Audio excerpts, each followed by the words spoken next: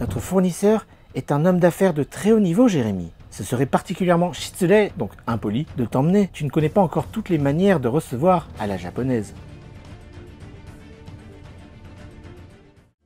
Bonjour à toutes et à tous et bienvenue dans ce deuxième épisode sur mon ancienne expérience professionnelle au Japon. Si vous n'avez pas vu l'épisode 1, je vous recommande de le voir avant. Ça raconte vraiment comment j'ai trouvé ce travail, comment s'est passé mon premier jour, mon premier mois. Voilà, ça raconte quelques anecdotes. Si vous n'avez pas vu, ce serait dommage de passer directement à l'épisode 2, mais sinon c'est parti. Dans ce deuxième épisode, on rentre bien sûr dans le vif du sujet. Je suis responsable du département international et il va se passer quelques petites anecdotes assez croustillantes, vous allez voir. Si vous avez trouvé certaines choses absurdes dans l'épisode 1, vous n'êtes pas au bout de vos surprises. Bref, je suis responsable du département international et bien sûr, je dois gérer les commandes, les fournisseurs à l'étranger, le stock, ce genre de choses, les mails, enfin différentes choses, des traductions. Bref, et je dois aussi rédiger des factures. Sauf que mes prédécesseurs utilisaient ce qui s'appelle une calculatrice pour tout calculer toutes les factures. Donc voilà, hein, 56 plus 56 égale, ok. Alors ça c'est la première pièce. Deuxième pièce, 92 francs suisses fois... Alors, non, oui, vous comprenez bien, il y a des gens qui sont particulièrement efficaces avec ce petit outil.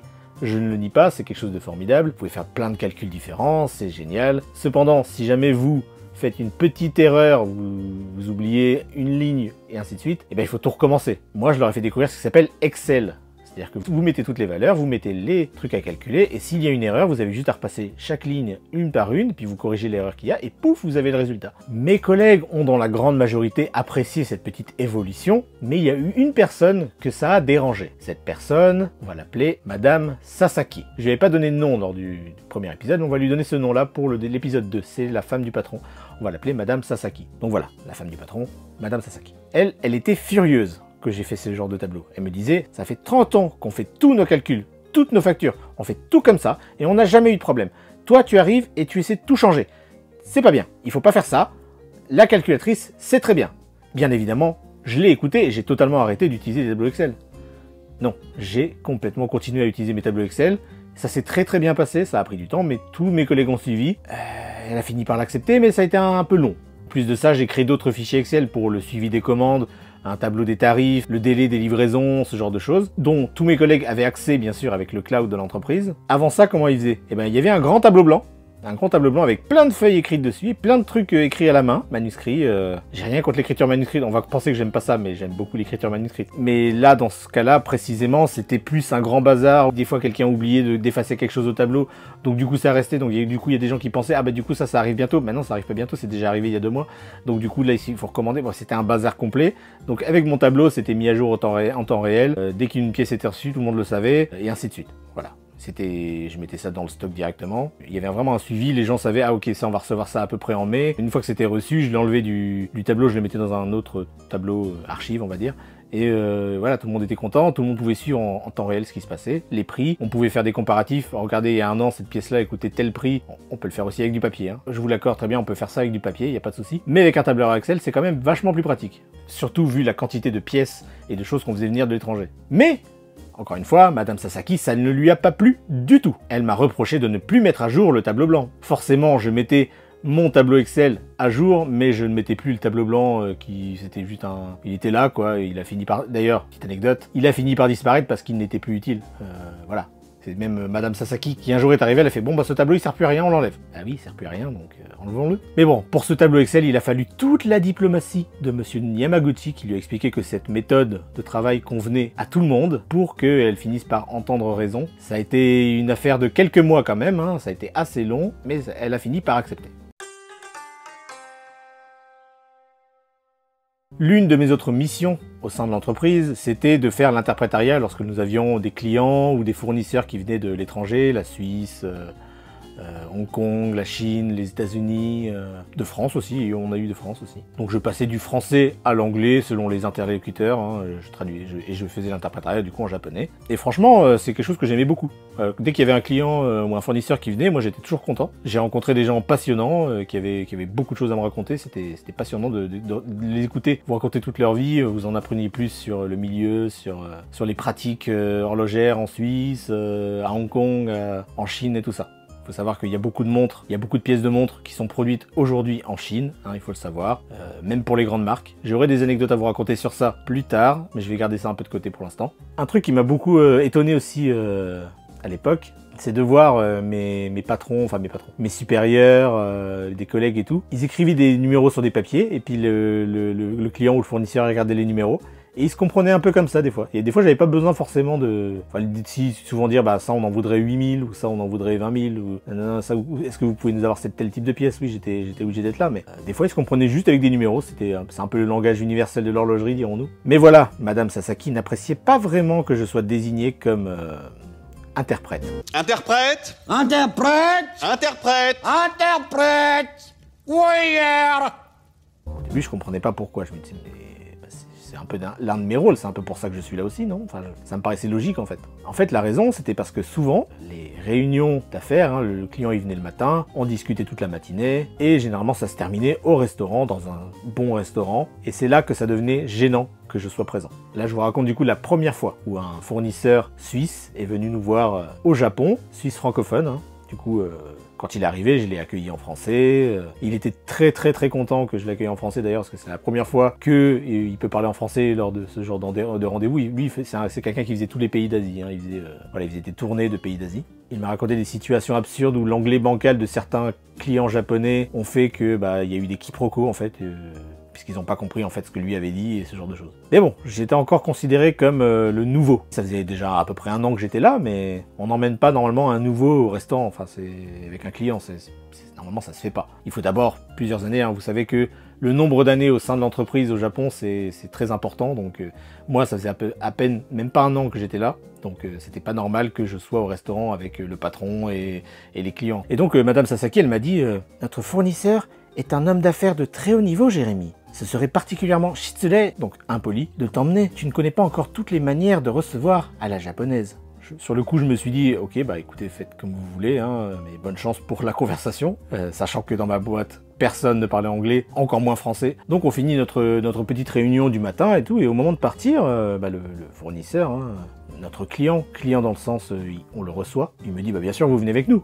Moi, je lui explique que non, parce que je suis pas assez ancien dans l'entreprise et que ça serait mal vu que je sois là. Il a l'air déçu, mais je lui explique qu'il comprend, mais déçu. Et c'est là que le patron débarque. Mais qu'est-ce que t'attends? On y va là, non? Parce que moi, j'avais pas mis mes chaussures, ils étaient tous en train de mettre leurs chaussures. Moi, j'étais là, planté comme un chou dans le couloir, à les regarder partir. Donc, je lui explique ce que Madame Sasaki m'avait dit, et il me dit, non, mais c'est ridicule ça. Si tu viens pas, on va pas se comprendre. C'est ridicule, viens avec nous. Et du coup, je me prépare à la hâte. Et Madame Sasaki était déjà sur place. Donc, dans une salle privatisée, voilà, tout ça. Dans un très bon restaurant. Et je vous cache pas qu'à notre arrivée, elle m'a regardé d'une manière... elle était pas contente, quoi, que je sois là. Qui dit restaurant et Japon, on dit aussi placement protocolaire. Hein, vous placez pas n'importe qui, n'importe où. Le patron a une place désignée, le client également. Et moi, nouveau, je suis interprète, mais c'est pas grave. Nouveau, je suis placé au fond de la table. Ce qui fait que j'ai dû faire l'interprétariat en faisant répéter tout le monde chaque phrase parce que j'entendais pas.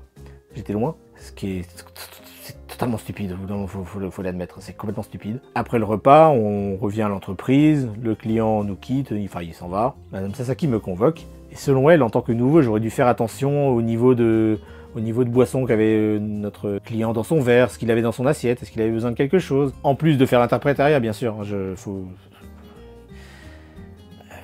être multitâche, hein. Avec elle, faut être vraiment multitâche. Hein. Et bien sûr en mangeant, parce qu'il fallait que je mange quand même, ça avait été payé, il faut que je mange. Bon, j'ai fini par lui faire comprendre que je n'étais pas là en qualité de nouveau, mais en qualité d'interprète, et qu'il était nécessaire que je sois à proximité du patron et du client pour pouvoir faire l'interprétariat. Ça a pris plusieurs mois, encore une fois, mais avec l'aide sûrement de Monsieur Yamaguchi, qui allait souvent la voir et elle l'apprécie beaucoup, donc il la connaissait bien, il arrivait à nager, à naviguer, on va dire. Bref, elle a fini par l'admettre, à la bonne heure.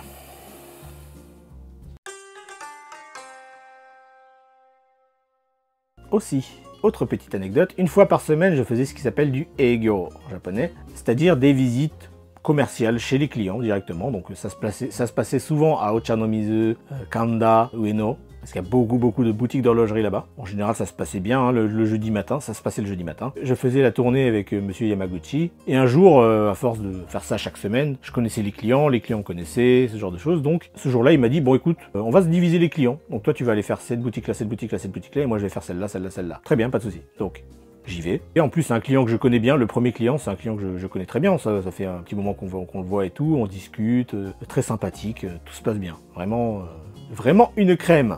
Appelons-le Monsieur Takeda. Il me voit arriver seul, il a l'air étonné. Moi, pour détendre l'atmosphère, je lui dis bonjour, en français bien sûr. Je lui dis bonjour en français. Pourquoi en français? Il m'a dit qu'il avait étudié le français à l'université, donc je me suis dit, allez, pour détendre l'atmosphère, je lui dis bonjour, c'est rigolo. Mais là, son visage se ferme. Il ne répond rien et il s'éclipse dans la pièce du fond, sans rien dire. Ok, je trouve ça bizarre, mais ok. Du coup, il y a un de ses collègues avec qui on discute, du coup, je fais mon speech de vendeur, ça se termine normalement, puis je continue ma tournée, et je rejoins monsieur Yamaguchi à la gare, où on devait se donner rendez-vous. On s'était donné rendez-vous à 1h précise, on attend le train. Pendant qu'on attend le train, il y a le téléphone de monsieur Yamaguchi qui sonne. Visiblement, c'est le patron. Le patron est pas content. Et donc il discute un peu avec le patron, et puis l'appel se termine. Et là, monsieur Yamaguchi, lui qui est souvent jovial et tout, là il a un visage très stressé. Il m'envoie pas chier, mais il me dit, mais qu'est-ce que t'as dit à monsieur Takeda? Bah, je réponds, je lui dis bonjour, quoi. Je lui dis bonjour en français, parce qu'il avait étudié le français, tout ça. Et là, j'apprends que monsieur Takeda avait appelé directement mon patron pour lui dire que j'avais... En gros, je lui avais souhaité de mourir, quoi. Je suis abasourdi, hein, je comprends pas ce qui se passe. Sachant que monsieur Takeda est un très gros client, je suis un peu sous le choc. Et là, on m'apprend que monsieur Takeda, en plus, il a une maladie très grave. Je pense un cancer, quelque chose qui... En gros, il en avait pas pour très longtemps. Aujourd'hui, bon, il y a du recul. Voilà, paix à son âme. Faut pas cracher sur les morts, donc je lui crache pas dessus, mais bon, sur le coup...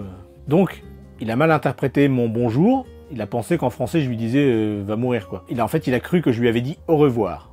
Bon, il a confondu bonjour et au revoir. Il n'a pas dû tant étudier que ça le français, je pense, parce que faut quand même pas avoir l'oreille. Donc, il a cru que je lui avais dit au revoir, soi-disant, bah, de toute façon, ta maladie, bientôt tu t'en vas, quoi. Ce qui était évidemment pas le cas. Là, je vous avoue, grosse bataille, entre guillemets. Je me suis rarement engueulé avec monsieur Yamaguchi, mais il y a eu quelques petites altercations quand même. Où là, je me défends clairement, je dis non, mais d'accord, il a mal compris, d'accord, mais je vais pas aller m'excuser pour quelque chose que je n'ai pas commis. S'il a mal compris, c'est son problème. Sauf que c'est un gros client, ça met l'entreprise dans la merde. Bon, je tue le français à l'intérieur de moi, et je retourne à la boutique pour m'excuser. Je m'excuse, bien sûr, à la japonaise. Hein. Donc, voilà, hein, faut bien saluer pour s'excuser. Mais lui, il reste sur sa version. Pour lui, j'ai vraiment dit au revoir. Donc, sauf que, en plus, j'étais même pas au courant qu'il avait une maladie. Donc, bref, ça n'avait aucun sens. Mais bon, cette histoire est restée légendaire dans la boîte. Tout le monde a surnommé cette affaire la Bonjie le Daijiken, donc la grande affaire du bonjour. Et à partir de ce moment-là, je dois vous avouer, j'ai décidé de ne plus jamais, au grand jamais, dire un seul mot de français à un client japonais. Aussi, petite anecdote, il y a eu un client qui a failli me faire virer. Voilà. Un jour, un client appelle, ok, je prends sa commande, pas de souci. Son nom était dans la base de données et tout, donc il n'y avait pas de souci, très bien. Je traite la commande correctement, normalement, pour une facture d'environ 1500 € quand même. Donc je rassemble les pièces, je transfère le colis à l'équipe qui se charge des envois. Tout roule, pas de problème. Sauf qu'au moment d'expédier le colis, un collègue remarque le nom sur l'étiquette. Panique générale. On ouvre, on vérifie, et là je découvre en fait que ce client était en réalité blacklisté. C'était pas écrit sur sa fiche client, donc ça aurait été bien de la mettre à jour. C'était un client qui payait une fois sur 4, qui avait déjà accumulé des dettes partout, vraiment partout, chez plein de fournisseurs différents, et qui a littéralement fui parce qu'il ne pouvait pas honorer ses dettes. Ce qu'il est devenu, je ne sais pas, mais en tout cas, du jour au lendemain, il n'y avait plus personne dans son entreprise. D'après ce que j'ai su, la police était venue pour le chercher, pour qu'il s'explique et tout, sur des problèmes qu'il avait eu avec des clients et tout ça, mais il avait fui. Donc je ne sais pas s'il s'est fait retrouver depuis, mais voilà. Quand je dis qu'il a failli me faire virer, non, mais c'était une petite panique quand même. Tiens, puisqu'on parle de police, parlons aussi de cette petite histoire. Un jour, je débarque au boulot, on fait la petite réunion matinale, le choré dont je vous avais déjà parlé, tout se passe normalement. Puis après la pause déjeuner, on est tous convoqués dans le bureau du patron. Tous, Ok, tout le monde se demande ce qui se passe. Et là, on nous annonce qu'il y a eu un vol. Une collègue s'est fait piquer de l'argent dans son sac. Il y a même des policiers qui sont présents. Et une enquête qui démarre. Alors moi, franchement, je savais que plein de gens ne me soupçonnaient pas et tout, mais il y avait eu une sale ambiance pendant à peu près une semaine. J'aurais pas risqué la prison, risqué de perdre mon visa pour 50 balles. Parce qu'apparemment, à peu près 50 balles qu'elle s'est fait voler. Au bout d'une semaine, la personne coupable de ce vol s'est dénoncée. C'était une jeune fille qui bossait là en baïto depuis quelques mois. Il n'y a pas eu de poursuite judiciaire, mais bien sûr, elle a dû quitter l'entreprise. Une histoire pas très glorieuse, sachant que la femme qui s'était fait voler de l'argent et la femme qui avait volé l'argent étaient copines. Et elles se baladaient, faisaient du shopping le week-end ensemble et tout. C'est un peu triste. Bon, voilà. C'est une anecdote qui m'est revenue là, il y a 10 minutes, donc c'est pour ça que je vous la raconte. Elle n'était pas censée dans cet épisode, mais voilà.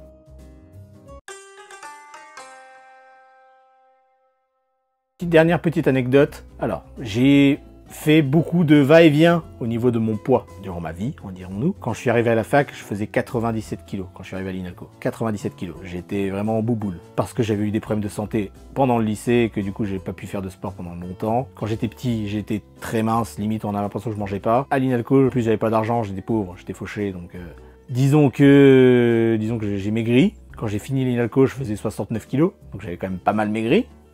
Quand je suis arrivé au Japon, un peu de temps après. Bref, pourquoi je vous parle de ça? Je me suis marié, j'ai commencé à reprendre un petit peu de poids. Donc, je me suis dit, je vais maigrir. J'ai réussi un temps à revenir à 70 kilos à un moment.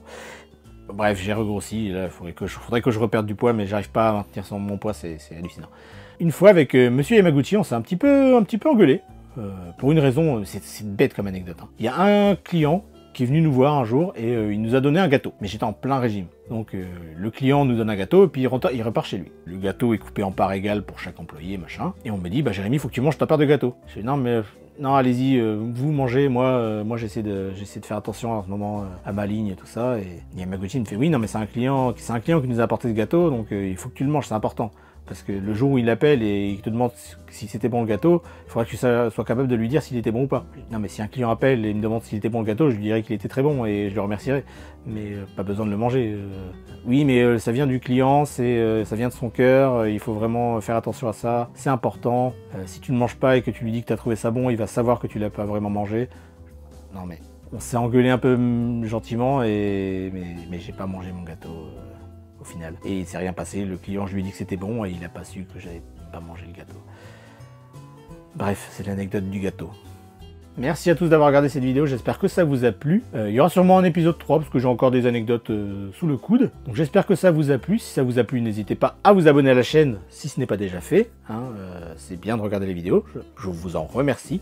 Mais s'abonner, ça fait toujours plaisir. N'hésitez pas aussi à cliquer sur le pouce, vers le haut si possible, à cliquer sur la cloche pour ne rater aucune nouvelle vidéo, à partager la vidéo aussi, ça fait toujours découvrir ma chaîne à d'autres personnes, donc c'est toujours sympa. Et nous, on se redit à la semaine prochaine. À bientôt.